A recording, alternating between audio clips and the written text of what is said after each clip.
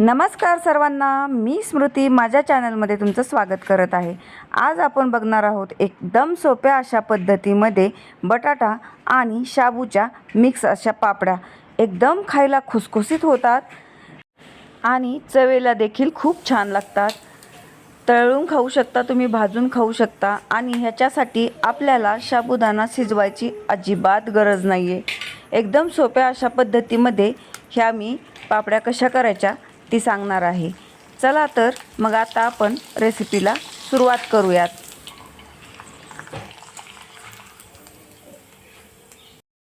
ते मी एक भांडं घेतलेलं आहे आणि ह्या भांड्यामध्ये मी ह्या ग्लासच्या सहाय्याने 2 ग्लास शाबू घेणार आहे।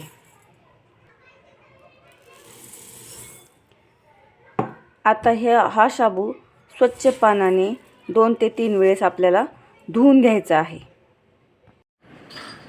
असं शाबूमध्ये पाणी घेऊन एक 2 ते 3 वेळेस धुवून घ्यायचं आहे, कारण की ह्याच्यामध्ये काही थोडाफार कचरा वगैरे असेल तर तो निघून जाईल।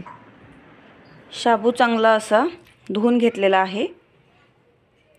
आता पाणी आपण गरम करायला ठेवूयात। आता ज्या ग्लासच्या सहाय्याने आपण शाबू घेतलेला आहे त्याच ग्लासच्या सहाय्याने आपल्याला 4 ग्लास पाणी घ्यायचं आहे आणि आता ह्या पाण्याला आपल्याला एक चांगली उकळी काढून घ्यायची आहे। हे बघा, आता पाण्याला चांगली उकळी आलेली आहे। आता आपण हे पाणी खाली काढून घेऊयात। आता या पाण्यामध्ये आपण जो हा धुवून घेतलेला साबुदाणा आहे तो घालून घेऊयात। सावकाश घालायचं, कारण की पाणी खाली उकळलेलं असतं। पूर्ण शाबू मी ह्याच्यामध्ये काढून घेते आणि नंतर हे व्यवस्थित असं हलवून घ्यायचं आहे, म्हणजे शाबू पातेल्याच्या खाली बुडाला चिटकून बसत नाही। व्यवस्थित हलवून घ्यायचं आहे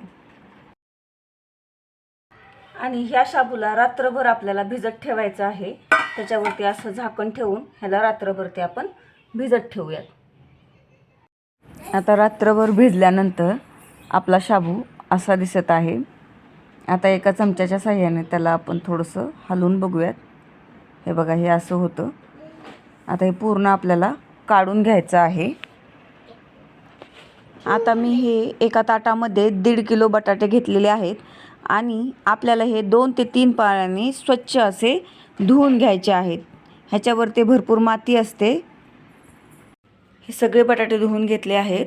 आता आपल्याला ह्या कुकरमध्ये ह्याला शिजायला टाकायचं आहे, तर बतईच्या सहाय्याने ह्याला कट करून शिजायला टाकायचे।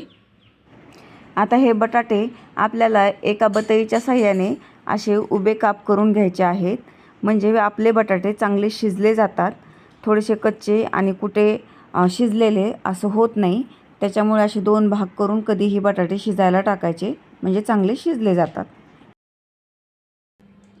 आता याच्यामध्ये पाणी घालून घेऊयात आणि कुकरचं झाकण लावून घेऊयात आणि आता याला आपण 3 शिट्ट्या काढून घेऊयात। कुकर चांगलं थंड झालेलं आहे आणि बघू शकता तुम्ही आपले बटाटे खूप छान असे शिजलेले आहेत। अशा प्रकारे बटाटे शिजवून घ्यायचे। आता ह्या सगळ्या बटाट्याची मी साल काढून घेतलेले आहेत। आता आपल्याला एक बटाटे असं घेऊन हातानेच मॅश करायचं आहे। जेवढं आपल्याला पॉसिबल आहे तेवढं हाताने आपण त्याला मॅश करून घेणार आहोत। थोडंसं राहिलं तरी काही प्रॉब्लेम नाही, पण जेवढं करता येईल तेवढं हाताने त्याला आपण मॅश करून घेऊयात। हे बघा, आता हे असं मी हाताने मिश्रण तयार करून घेतलेलं आहे।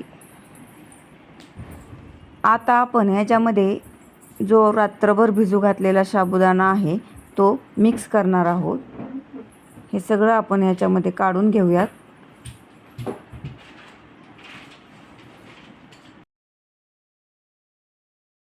आता या मिश्रणामध्ये एक 5 ग्लास मी पाणी गरम करून टाकलेलं आहे आणि आता हे मिश्रण आपल्याला मिक्सरमधून काढून घ्यायचं आहे।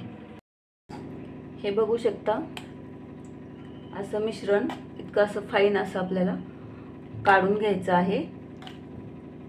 तुम्हाला असं वाटलं आणखी हे जाडसर आहे तर ह्याच्यामध्ये पाणी मिक्स करायचं। चला तर आता आपण हे पूर्ण मिश्रण काढून घेऊयात.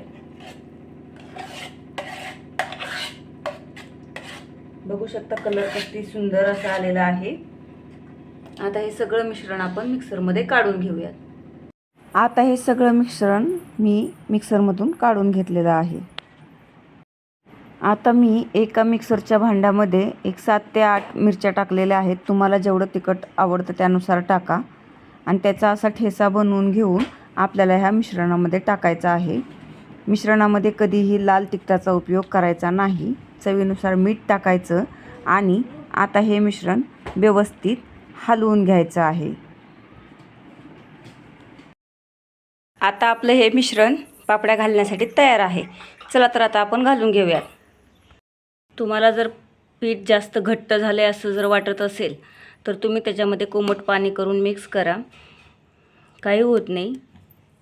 फक्त पाणी थंड घालू नका. थंड पाणी घातलं की पापड्यानंतर तडा जाण्याची शक्यता असते. त्याच्यामुळे घालताना कोमट पाणी करून घालायचं. हे अशा प्रकारे मी प्लास्टिक खाली टाकून घेतलेलं आहे. मी पापड्या फॅनच्या खालीच करणार आहे. चला तर आता आपण घालून घेऊयात. हे बघा, हे असं टाकून असं पळीच्या साह्याने त्याला स्प्रेड करायचं. बघा असं. आणि सगळ्या पापड्या आपल्याला घालून घ्यायच्या आहेत. खूप पातळ पापड्या नाही घालायच्या, जरा जाड ठेवायच्या, कारण की वाळल्यानंतर त्या पातळ होऊन जातात. अशा प्रकारे आता माझ्या ह्या सगळ्या पापड्या घालून झालेल्या आहेत. बघू शकता तुम्ही किती पांढऱ्या शुभ्र अशा पापड्या तयार होतात. आणि नंतर मी त्याला 1-2 दिवस चांगल्या उन्हामध्ये वाळवलेलं आहे आणि रिझल्ट आपल्या समोर आहे. बघू शकता तुम्ही किती छान अशा पापड्या बनवून तयार आहेत. एकदम पातळ झालेल्या आहेत, जास्त जाड पण झालेल्या नाही आहेत. चला तर मी आता तुम्हाला एक तळून दाखवते. तेल चांगलं गरम झालेलं आहे, तर मी आता तुम्हाला एक पापड तळून दाखवते.